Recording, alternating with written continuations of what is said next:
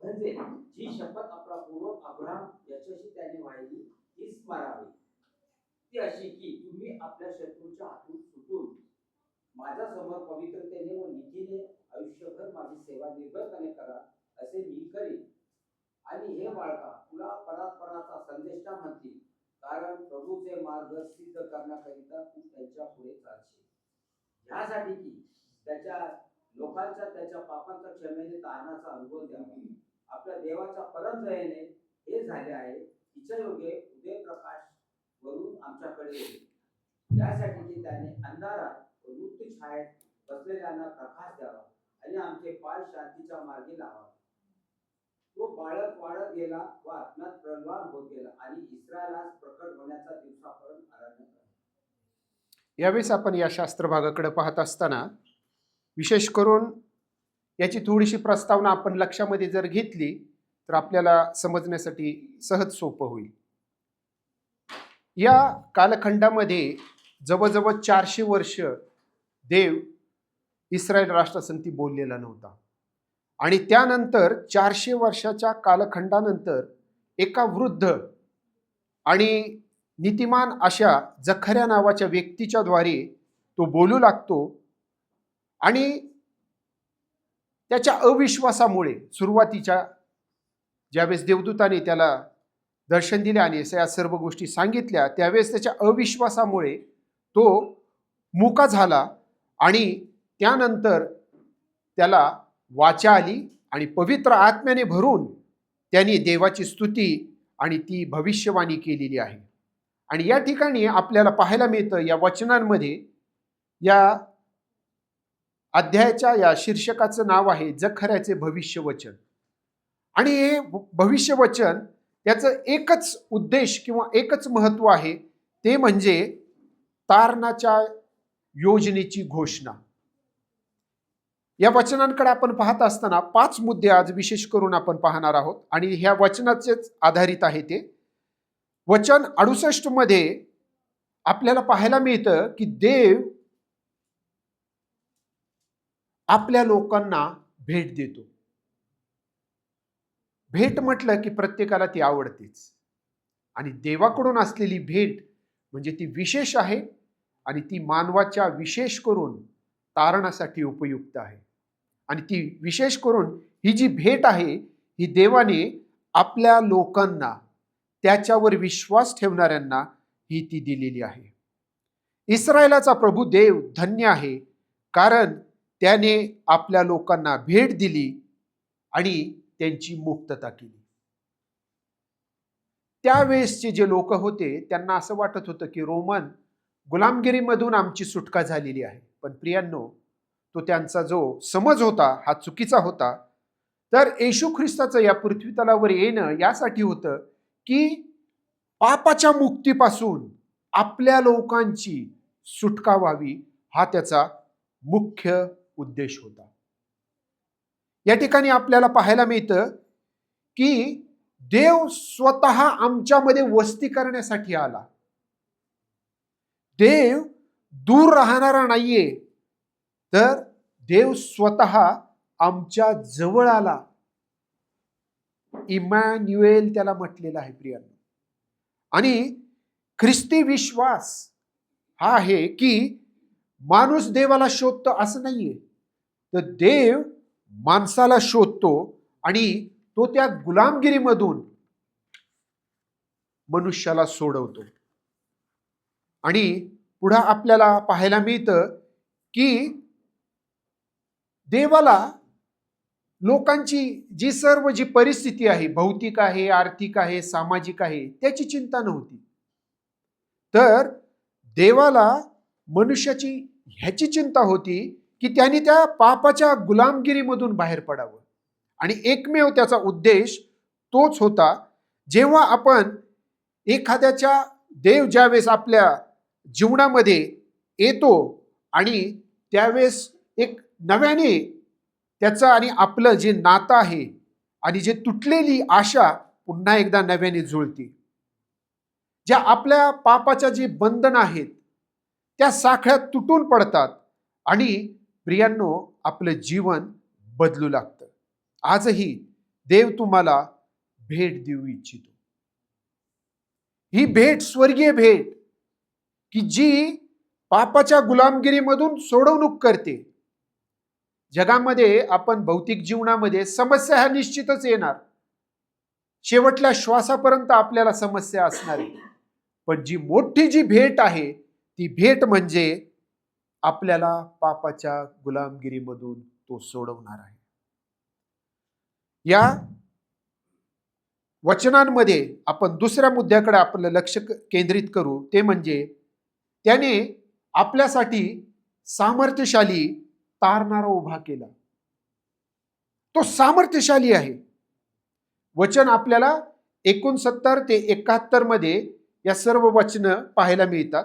ते आपण पुन्हा एकदा वाचणार नाही. तर त्याने आपला सेवक जो दाविदाच्या घराण्यातून आमच्यासाठी तारणाचे शिंग म्हटलं की काय, सामर्थ्याचं आणि विजयाचं प्रतीक आहे.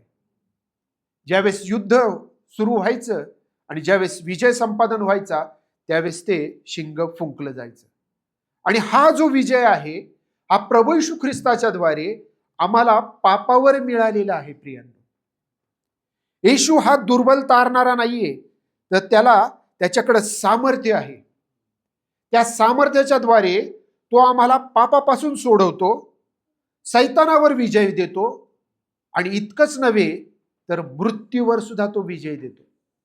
या पृथ्वी तलावर आम्हाला मृत्यू आहे, पण या मृत्यूच्या पलीकडे जी गौरवी आशा आहे त्या गौरवी आशेमध्ये तो आम्हाला घेऊन जातो. प्रियांनो, आणि तिसरं जे आपलं या वचनामध्ये या अध्यायामधलं जो मुद्दा आहे तो म्हणजे देव आपल्या कराराशी विश्वासू आहे.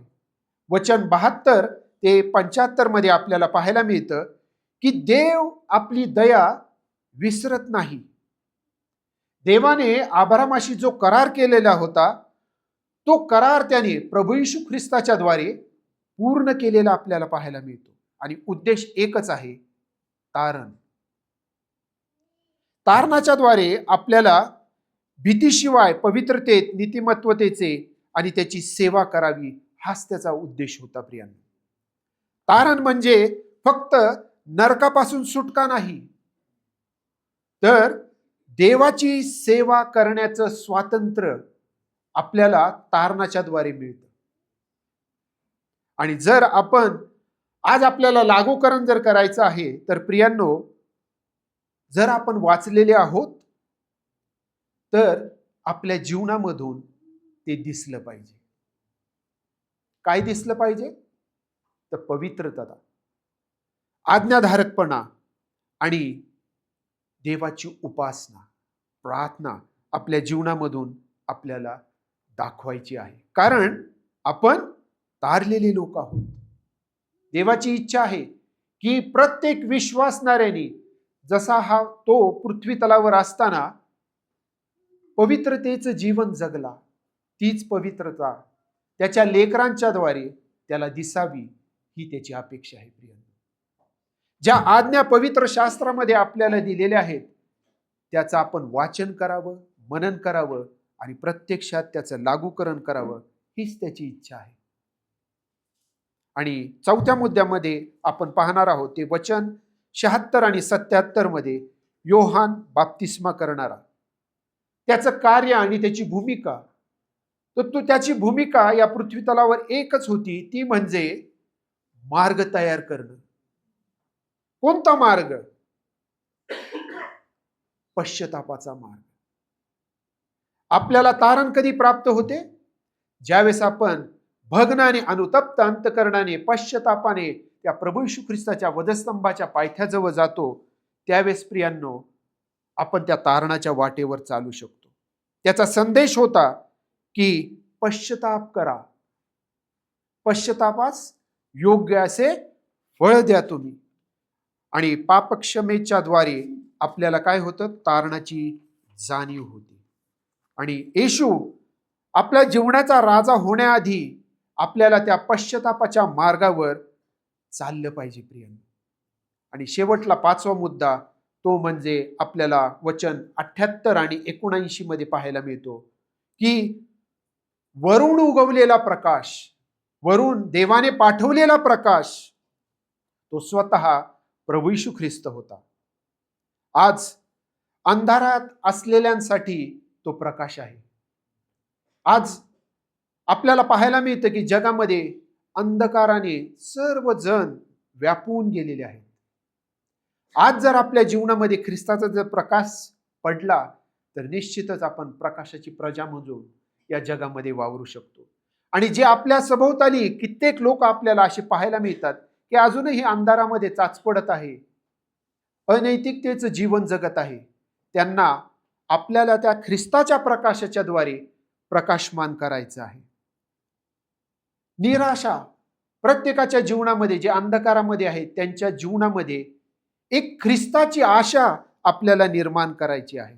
आणि मृत्यूच्या सावलीमध्ये असणाऱ्या लोकांसाठी सार्वकालिक जीवनाची आशा आपल्याला त्या प्रभू येशू ख्रिस्ताच्या द्वारे निर्माण करायची आहे.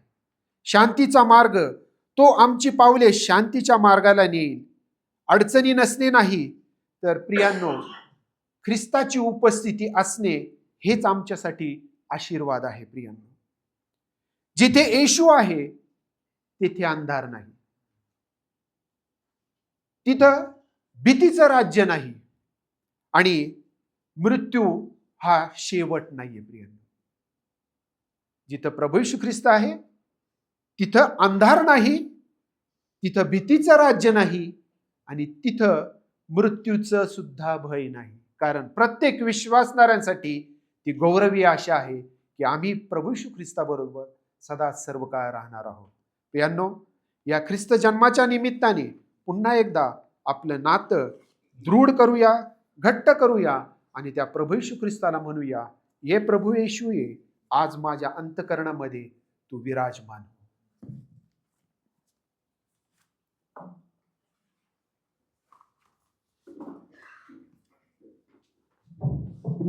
Thank you brother Sushil, सुंदरशा